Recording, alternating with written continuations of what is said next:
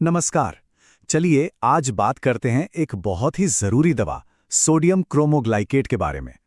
ये सिर्फ ये जानने के लिए नहीं है कि ये क्या करती है, बल्कि ये समझना भी है कि इसे सही तरीके से इस्तेमाल कैसे करना है। और सच कहूं तो वही सबसे जरूरी हिस्सा है। अच्छा, तो शुरू करते हैं। कभी सोचा है कि कुछ दवाइयों के साथ ऐसे निर्देश क्यों आते हैं जो मतलब बिल्कुल जरूरी होते हैं? सोडियम क्रोमोग्लाइकेट उन्हीं में से एक है। इसके इस्तेमाल का एक खास तरीका है और आज हम उसी रूल बुक को, उन्हीं नियमों को समझने वाले हैं। तो सबसे पहले एकदम बेसिक से शुरू करते हैं। आखिर ये दवा है क्या और डॉक्टर्स इसे लिखते क्यों हैं? तो देखिए, सोडियम क्रोमोग्लाइकेट एक ऐसी दवा है जो सूजन और एलर्जी से जुड़ी परेशानियों को कंट्रोल करने में मदद करती है। यहाँ एक बात पर ध्यान देना जरूरी है कि ये बीमारी का इलाज नहीं करती, बल्कि उसे मैनेज करती है ताकि उसके लक्षण काबू में रहें। इसका इस्तेमाल आमतौर पर ब्रोंकियल अस्थमा, यानी जिसे हम दमा कहते हैं, और एलर्जिक राइनाइटिस, जिसे हे फीवर भी कहा जाता है, जैसी कंडीशंस के लिए होता है। इसके अलावा ये अल्सरेटिव कोलाइटिस जैसी दूसरी सूजन से जुड़ी समस्याओं में भी काम आ सकती है। चलिए अब आते हैं इसके प्रैक्टिकल हिस्से पर। इसे लेना कैसे है, ये जानना उतना ही जरूरी है जितना ये जानना कि ये दवा क्या है। और यहीं पर छोटी छोटी डिटेल्स बहुत ज्यादा मायने रखती हैं। इसे सही ढंग से लेने के 3 बहुत ही आसान से स्टेप्स हैं। पहला, कैप्सूल के अंदर जो पाउडर है उसे सीधे मुंह से सांस के जरिए अंदर खींचना है। दूसरा, और ये बात बहुत बहुत जरूरी है, इसे निगलना नहीं है। इसका असर फेफड़ों में होना है, पेट में नहीं। और आखिर में, इसका असर हुआ या नहीं, ये इस बात से पता चलता है कि सांस लेना कितना आरामदायक और आसान हो गया है। अच्छा, अब एक बहुत ही कॉमन सिचुएशन की बात करते हैं। क्या होगा अगर डॉक्टर ने एक और इन्हेलर, जैसे कोई ब्रोंकोडायलेटर, इस्तेमाल करने के लिए कहा है? क्या इससे कोई फर्क पड़ता है कि पहले कौन सा इस्तेमाल करें? तो जवाब है हाँ, बिल्कुल फर्क पड़ता है। देखिए, नियम बहुत सीधा सा है।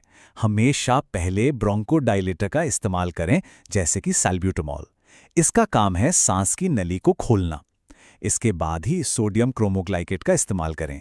ये क्रम इसलिए जरूरी है ताकि दूसरी दवा फेफड़ों में गहराई तक पहुंच सके, जहां उसे असल में काम करना है।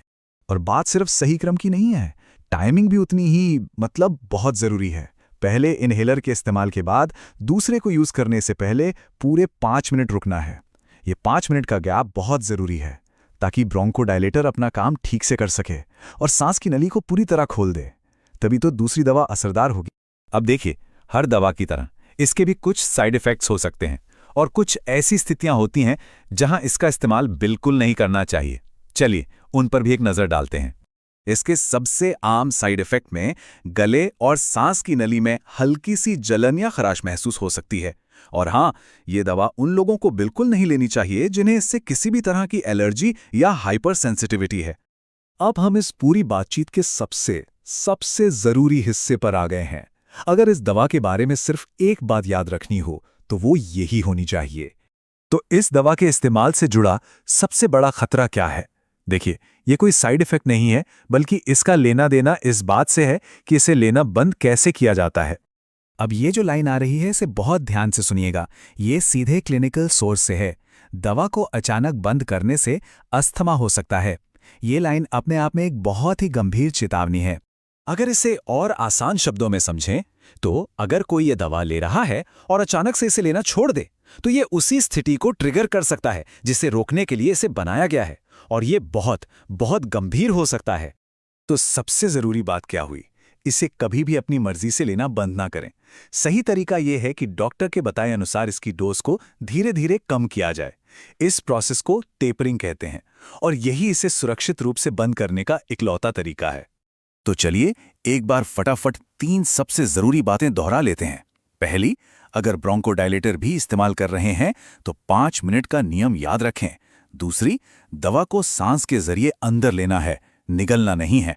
और तीसरी, जो सबसे ज्यादा जरूरी है, इसे कभी भी अचानक बंद न करें। हमेशा डॉक्टर की सलाह से ही डोज को धीरे धीरे कम करें। और आखिर में बस एक सवाल, जब हम किसी दवा के सिर्फ क्या को नहीं, बल्कि उसके कैसे और क्यों को भी समझते हैं, तो क्या ये बेहतर महसूस करने की राह को और आसान नहीं बना देता? इस पर जरूर सोचिएगा। हमारे साथ जुड़ने के लिए धन्यवाद। मित्रों, यह वीडियो देखने के बाद आपको दवा के बारे में तो पता चल चुका होगा, परंतु किसी भी दवा का प्रयोग खुद से शुरू न करें, हमेशा डॉक्टर की सलाह लेकर ही दवा का उपयोग करें।